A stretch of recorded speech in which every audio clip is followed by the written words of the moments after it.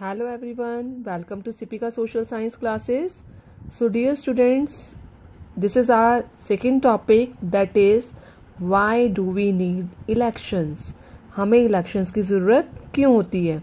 हमने first lecture में first video में इंट्रोडक्टरी पार्ट पढ़ा था, जिसमें हमने देखा था टू पार्टीज थी, रूलिंग पार्टी, ऑपोजिशन पार्टी, कैसे इलेक्शंस कंटेस्ट करती हैं, कौन जीतता है. तो ये सब कुछ हमने फर्स्ट वीडियो में देखा था. अब इस वीडियो में हम देखते हैं why do we need elections, कि हमें इलेक्शंस की नीड क्यों है. तो स्टूडेंट सोचिए एक बारी, imagine a democracy without elections.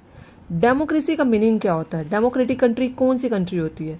Democratic country is that country in which people choose there leaders who form the government and the government has to work according to the wishes of the people, and if the government doesn't work according to the wishes of the people, then people have right to change that government. Means democratic government, democratic country वो होती है जहाँ पर लोग अपनी सरकार खुद चुनते हैं. लोग रिप्रेजेंटेटिव को चूज करते हैं, या डायरेक्ट डेमोक्रेसी होती है या इनडायरेक्ट डेमोक्रेसी होती है, जहाँ पर पीपल के पास राइट होता है अपने लीडर्स को चूज करने का. तो उसी के बिहाफ पर ये कंट्री डेमोक्रेटिक कंट्री बनती है. हमने प्रीवियस जो हमारे चैप्टर्स थे, हमने उसमें देखा था कि कुछ कंट्रीज ऐसी हैं जो डेमोक्रेटिक शो करती हैं पर एक्चुअली वहाँ पर डेमोक्रेसी नहीं है. बट हमारी कंट्री ऐसी है जहाँ पर डेमोक्रेसी है, जहाँ पर लोगों के पास राइट है अपनी गवर्नमेंट को चूज करने का. तो रियल में एक कंट्री में अगर हम देखा जाए, अगर इलेक्शंस ही नहीं होंगे तो क्या हम उस कंट्री को डेमोक्रेटिक कंट्री बोल सकते हैं? बताइए, नहीं बोल सकते हैं.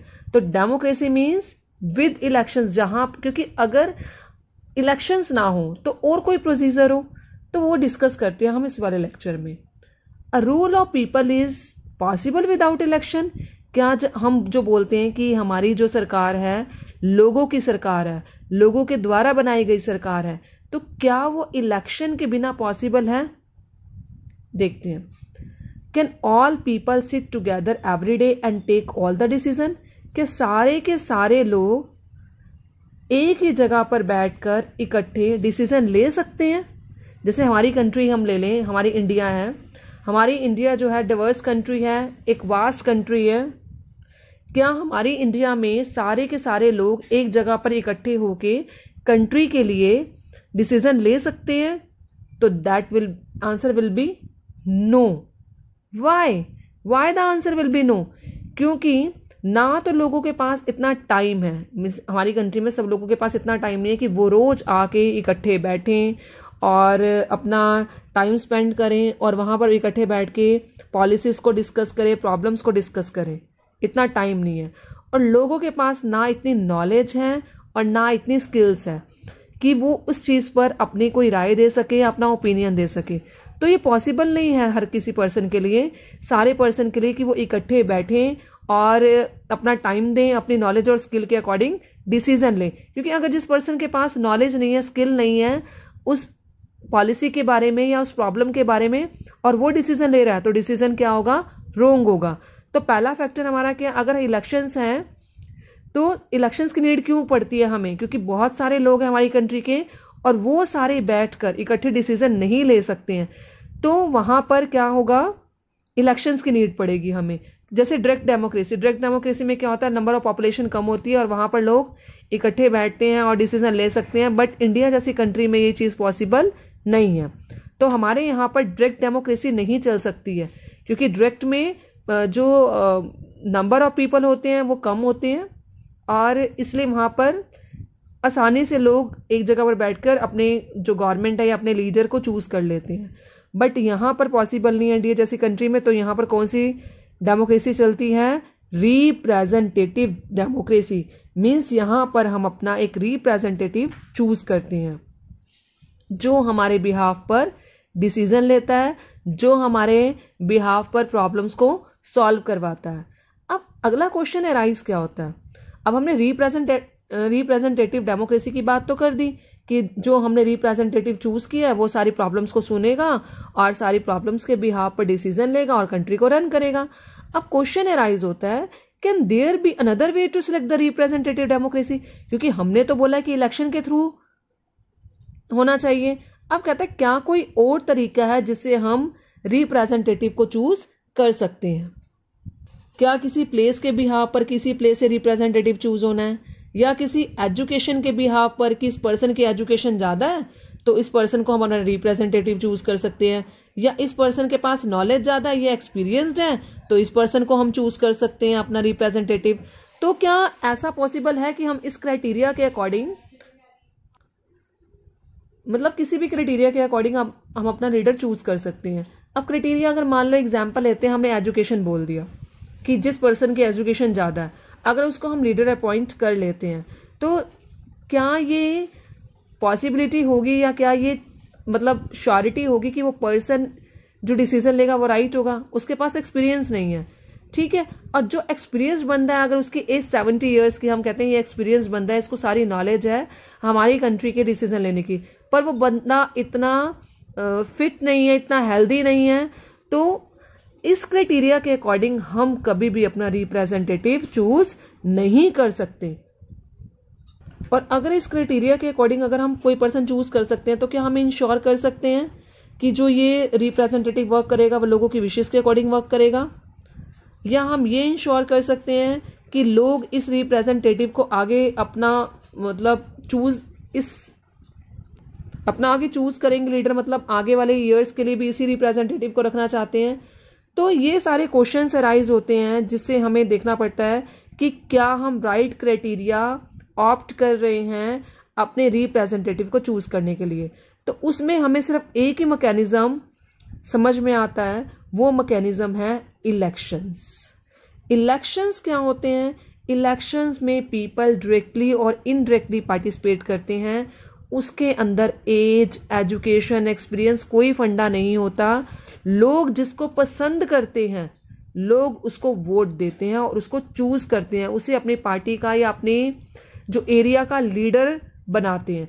तो यही एक फंडा है। इलेक्शन से एक ऐसा तरीका है जिसके बिहाफ पर लोगों को भी सेटिस्फाई किया जा सकता है कि जो ये हमारी सरकार है वो किसकी सरकार है? लोगों के द्वारा चुनी गई सरकार है, by the people, for the people end of the people. तो हमारा क्राइटेरिया क्या है, हमारा सॉल्यूशन क्या है? इलेक्शंस। तो देखते हैं इलेक्शंस के बारे में। Election is a process by which people choose there representatives at regular intervals. Means mainly elections जो होते हैं, हम लोकसभा के बारे में बात करें, that is held after 5 years, तो हम उसको रेगुलर इंटरवल्स बोल सकते हैं। तो इलेक्शन एक ऐसा प्रोसेस है जिसमें हम अपने रिप्रेजेंटेटिव को चूज करते हैं हर 5 साल के बाद, और 5 साल से पहले भी कर सकते हैं। If the government is not working according to the wishes of people, then people has right to change that government before 5 years. तो election is a process by which people choose their representatives at regular intervals and change them if they wish to do so. तो ये सारा right किसके हाथ में है? Government के हाथ में नहीं है, लोगों के हाथ में है, लीडर्स के हाथ में नहीं है, सिटीजन ऑफ अ कंट्री के हैंड में है कि वो लोग कौन सा रिप्रेजेंटेटिव चूज करते हैं। और अगर वो लीडर्स और वो गवर्नमेंट लोगों की विशेस के अकॉर्डिंग वर्क नहीं करती है, then people has right to change that government. तो election is also is called an mechanism in which 2 or more parties contest election to win the people's support. लोगों के support के लिए वो इलेक्शंस लड़ती हैं। तो इलेक्शंस की डेफिनेशन भी हो सकती है। अब क्या है, in an election the voters makes many choices.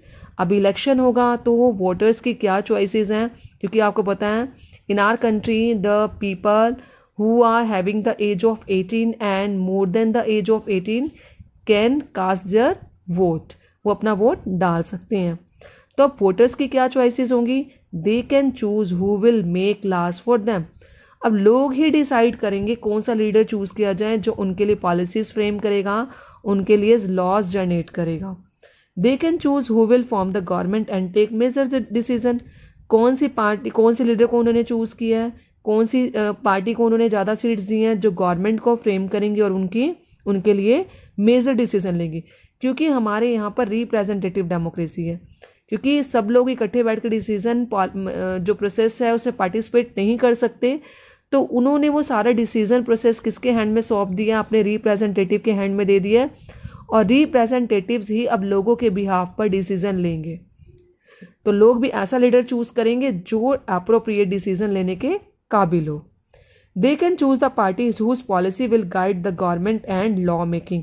अब कौन सी पार्टी बननी चाहिए, अब लीडर चूज हुआ, लीडर के बाद अब पार्टी कौन सी होगी, the party who is getting the या the party which is getting the majority of seats, that party will frame the government, उस पार्टी की गवर्नमेंट बनेगी।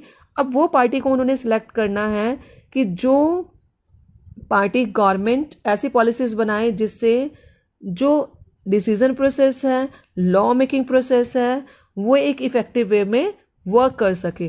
तो इलेक्शंस में वोटर्स इन सब चीज़ों का ध्यान में रखते हैं कि हमने वो सरकार चूज करनी है जो हमारी कंट्री को चलाने में कैपेबल हो और जो हमारी कंट्री के लिए वर्क कर सके, उसके वेलफेयर के लिए वर्क कर सके। So these are the following reason, that's why we need the elections. और इलेक्शंस के लिए मैंने पीछे भी आपको जो रीजन क्लियर किए थे, वो क्या रीजंस थे, वो यही रीजन थे that in a large community it is not possible to all the people to sit together every day and take all the decision, possible नहीं है, and the people don't have efficiency or proper time and knowledge to take decision on all the matters. So in most of the democracies like India, people choose their representatives who rule on their behalf.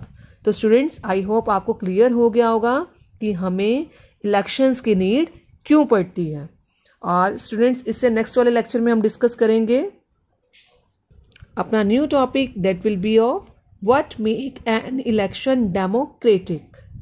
Thank you.